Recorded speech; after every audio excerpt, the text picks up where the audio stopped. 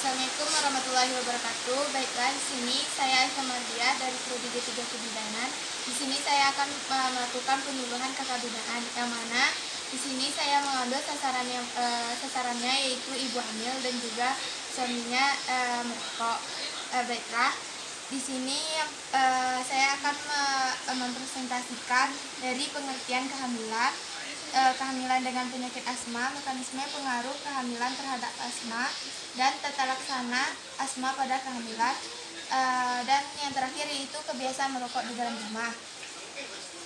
Di sini kehamilan merupakan suatu kondisi fisiologis, namun kehamilan normal juga dapat berubah menjadi kehamilan patologis. Di sini menurut Walyani 2015, patologis pada kehamilan merupakan suatu gangguan komplikasi pada penyulit yang menyertai ibu saat kondisi kehamilan.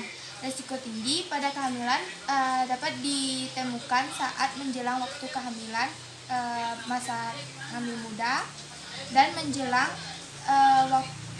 waktu hamil pertengahan saat infartu atau proses persalinan. Selanjutnya di sini saya akan menjelaskan tentang kehamilan, yang mana dari responden Ibu Yola di sini mengalami kehamilan yang dengan penyakit asma. Di sini saya akan menjelaskan tentang penyakit asma itu apa. Penyakit asma adalah penyakit kronik yang prevalensinya semakin meningkat di dunia pada saat ini. Beberapa penelitian membuktikan bahwa asma berdampak sama kehamilan dan masa kehamilan dengan mempengaruhi perubahan status klinis pasien asma.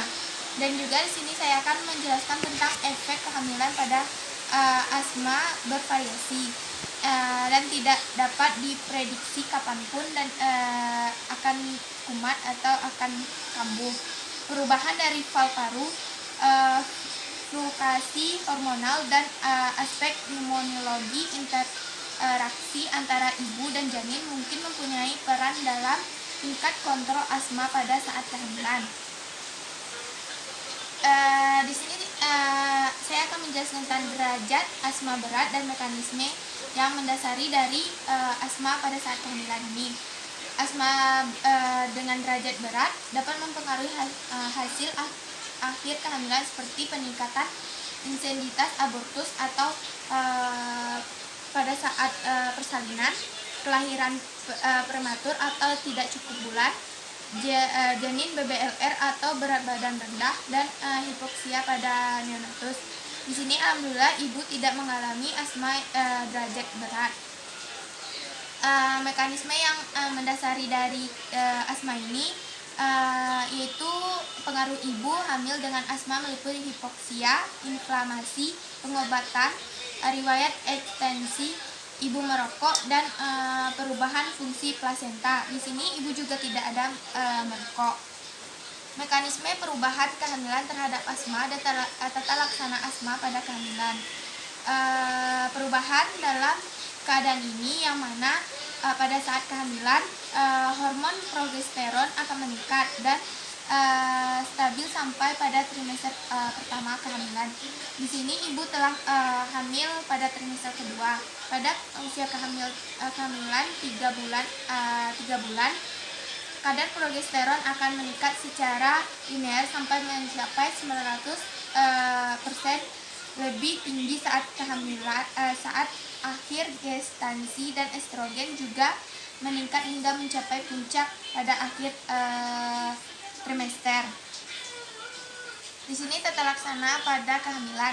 Prinsip dasar pengobatan asma pada ibu hamil adalah memberikan terapi optimal sehingga dapat mempertahankan asma yang telah terkontrol, bertujuan untuk mempertahankan kesehatan dan kualitas hidup ibu serta pertumbuhan janin yang akan semakin normal. Kebiasaan dalam merokok. Di sini pengertian dari merokok yaitu membakar tembakau yang kemudian dihisap asapnya, baik menggunakan rokok maupun menggunakan pipa. Pengaruh asap rokok pada ibu hamil. Asap rokok mengandung timbal yang jika terpapar pada ibu yang sedang hamil maka akan mempengaruhi kesehatan ibu dan bayi. Jadi di sini Ibu Yola untuk dapat menghindari asap rokok pada saat kehamilan ini karena akan mempengaruhi dari pertumbuhan janin dan juga kesehatan ibu. Wanita yang terpapar asap rokok cenderung lebih sering mengalami gangguan pada kehamilan karena kandungan zat kimia pada perokok pasif yang mana orang yang sering menghirup asap rokok dan dibandingkan dengan perokok aktif yang mana orang yang merokok. Terima kasih. Dari hasil penyuluhan ini, apakah ada yang ditanyakan oleh ibu dan bapak?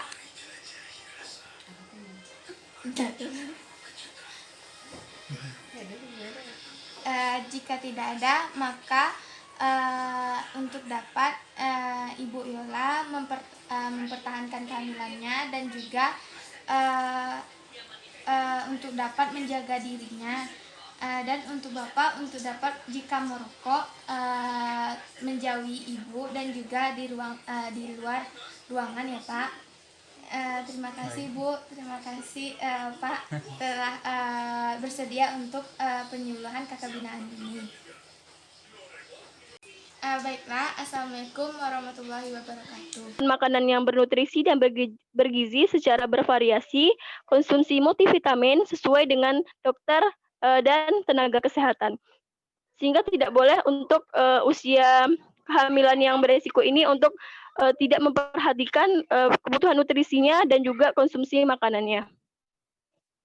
Selanjutnya, kita masuk ke riwayat obstetri jelek. Di data yang kami dapatkan, ada sebagian kecil yaitu 14,8% ibu yang memiliki riwayat obstetri jelek seperti yang pertama, persalinan dengan tindakan, yaitu induksi persalinan yang merangsang timbulnya kontraksi rahim agar terjadinya persalinan. Dilakukannya tindakan ini karena adanya komplikasi pada ibu maupun janin, misalnya ibu hamil dengan ketuban pecah dini, preeklamsi atau tekanan darah tinggi, serta serotinus atau usia kehamilan yang lebih bulan. Lalu riwayat obstetri jelek yang kedua yaitu adalah tindakan seksio sesaria, merupakan tindakan untuk melahirkan bayi melalui abdomen dengan membuka dinding uterus dengan cara mengiris dinding perut dan dinding uterus. Tindakan ini dilakukan karena adanya komplikasi pada saat kehamilan, sehingga ibu tidak bisa melakukan persalinan secara normal, sehingga dilakukannya tindakan seksio sesaria. Lalu yang ketiga, riwayat obstetri jeleknya itu adalah pernah mengalami kegagalan kehamilan atau keguguran. Abortus adalah berakhirnya suatu kehamilan pada usia kurang dari 20 minggu, berat badan janin kurang dari 500 gram, atau buah kehamilan belum mampu untuk hidup di luar kandungan. Lalu ada riwayatnya eklamsi merupakan kelanjutan dari preeklamsi berat, yaitu ditambah dengan kejang atau koma yang dapat berlangsung secara mendadak pada ibu. Dan ini juga bisa mengakibatkan tindakan yang fatal, bisa ibunya sampai meninggal bila kejadian eklamsi ini tidak ditangani secara segera. Untuk preeklamsi adalah suatu keadaan dengan timbulnya hipertensi disertai dengan protein urin dan udem akibat kehamilan setelah usia kehamilan 20 minggu atau segera setelah lahir. Adapun tanda dan gejala preeklamsi itu yaitu udem terlihat sebagian peningkatan berat badan, pembengkakan di bagian tubuh, tekanan darah lebih dari 140/90, protein urin sebanyak 0,3 gram dalam air dalam urinnya selama 24 jam. Adapun tanda dan gejala eklamsi ditandai dengan gejala-gejala preeklamsi berat dan kejang atau sampai mengakibatkan ibu tersebut koma. Lalu riwayat obstetri selanjutnya yaitu hamil kembar atau gemeli. Kehamilan ganda adalah kehamilan dengan 2 orang janin atau lebih. Kejadian kehamilan ganda ini dipengaruhi oleh faktor keturunan, umur, dan paritas. Sehingga ibu yang biasanya lebih dari 35 tahun atau memungkinkan untuk terjadinya hamil gemeli ini. Gejala dan tandanya yaitu perut lebih buncit dari semestinya sesuai dengan umur tuanya kehamilan. Gerakan janin dirasakan oleh ibu di banyak sisi. Uterusnya ibu terasa lebih cepat membesar. Pada saat palpasi di bagian terasa lebih banyak. Teraba ada 3 bagian besar janin, teraba ada 2 balok temen, terdengar 2 denyut jantung janin. Lalu ada kehamilan dengan kelainan letak. Yang pertama itu ada kelainan letak, yaitu letak lintang, di mana keadaan sumbu memanjang janin kira-kira tegak lurus dengan sumbu memanjang tubuh ibu. Kelemahan dinding perut atau uterus karena multiparitas, kesempitan panggul, plasenta previa, atau lepasnya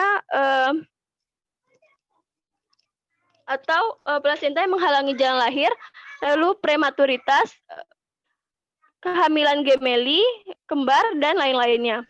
Lalu ada yang kedua, yaitu dengan letak sungsang, janin terletak memanjang dengan kepala di fundus uteri dan bokong di bagian bawah kavum uteri. Penyebab prematuritas, gemeli, multiparitas, plasenta, dan lain-lain. Lalu ada riwayat obstetri jelek selanjutnya, yaitu terjadinya perdarahan, atau kita kenal juga dengan istilah plasenta previa, itu keadaan di mana plasenta berimplementasi